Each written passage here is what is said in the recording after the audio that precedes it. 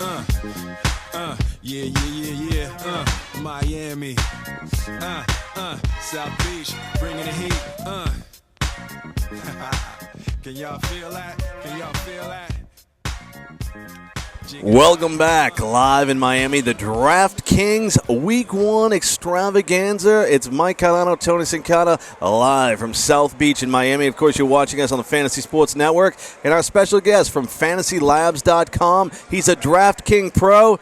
He's a daily fantasy guru, I guess, right? With all those winnings. Well, here's the thing, is that I see in your bio, $20 million in gross winnings. You won the first live event in the Bahamas. You're a pretty accomplished player here, Peter.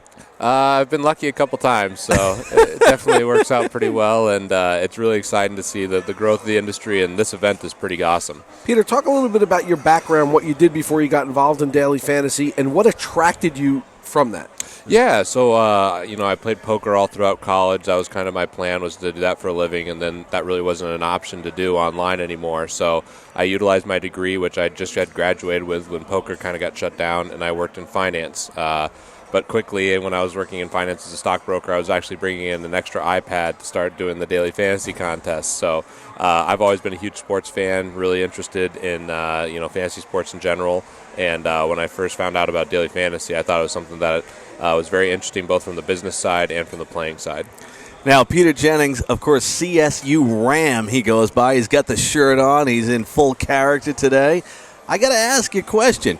When you look at what's going on with DraftKings in this event, we've got a whole football room field of people here. We've got leather couches. We've got 4 big screen TVs. You've been playing 4 or 5 years now in this kind of market. Did you ever think we would see this announced, a $5 million live championship now? Is this going beyond your expectations? Yeah, I think I was as bullish as anyone on the industry, and I did not see this coming this fast. It's absolutely unbelievable how much DraftKings has really pushed the envelope with the live prizes, and, it's just crazy to see all these people show up to live events around the country, and, this is pretty sweet. An open bar, a bunch of TVs, everyone grinding on their computers, so this is great. So we speak to a lot of people who play this game for a living that are quite successful. A number of them are here today. Some of the guys like Drew Dinkmeyer are very analytical. Other guys like Tommy G, not so much. They kind of go by feel, more by feel. Where do you kind of classify yourself and how and how your approach? I think I'm much more like Drew, to be honest. I'm pretty analytical. I'm a numbers guy. Always been risk-reward. That's my finance background as well. But I really enjoy watching the games as well, and I think there's a lot of value in watching the games. So I have not quite this setup at my house, but something, I wouldn't say similar, but I have a lot of TVs on the wall so I can make sure I watch all the games, because there is subjectivity in some of these sports as well. So I try to make all my decisions based on data and numbers, but sometimes you have to kind of go off the eye test, especially with sports like football. Peter, what about the new player that's out there watching the Fantasy Sports Network for the first time? Tell us how you got started. Were you successful when you first started? And if you weren't, how did you get to the next level? Yeah, the one nice thing on DraftKings is there's beginner games. That's my biggest piece of advice to anyone when you first get started. Make sure you take advantage of those beginner games.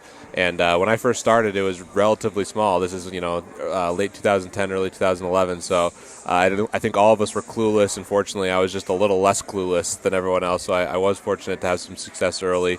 And the one thing, especially, starting off in football, I think you really want to target the high-scoring environment. So, week 1, if you're just trying DraftKings for the first time, I would look at those high-scoring games, maybe Atlanta and Philadelphia. I think the Denver game could be pretty high-scoring.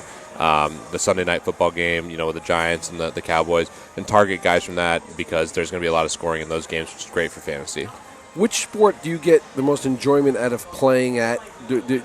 Which one do you feel that your skill set suits you best for? Is it baseball? Is it football? Is it basketball? How do you feel? Yeah, I love them all. I play them all, but I'd say my favorite for sure is college football. There's not as much information out there in college football, which is nice, so I can do a lot of research, and I know a lot of the players just from watching all the games, and that's definitely where I think I have the biggest advantage. And it's a lot of fun because it's like the NFL on steroids. You get guys going for 400 yards rushing and tons of touchdowns, so that's definitely my favorite.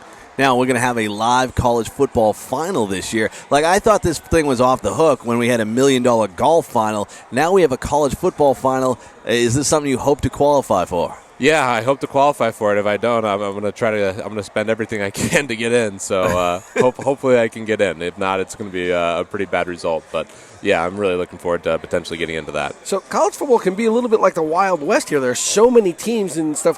Where do you look to get most of your information from on the players themselves? Is it from the beat writers? It's not like the NFL where injury reports come out and the information is real fluid.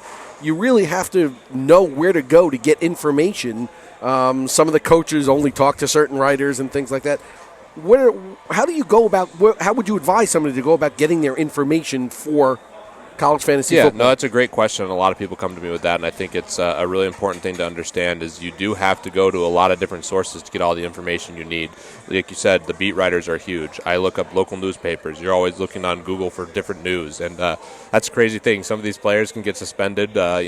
Grant from Arizona got suspended for some altercation on the bus or some drug thing. I can't remember exactly what happened last week, and it's just like no one knew about it, and you kind of just have to keep refreshing and following the beat writers to get that information. The nice thing, though, now is there's a lot of different companies that are starting to provide content, which is really helpful for the industry and really helpful for college football daily fantasy. But it's definitely a sport where you have to put in just a little bit more time, and you really have to make sure you stay on top of finding those beat writers and those people who can give you the information you need on the players. He's Peter Jennings, CSU Ram.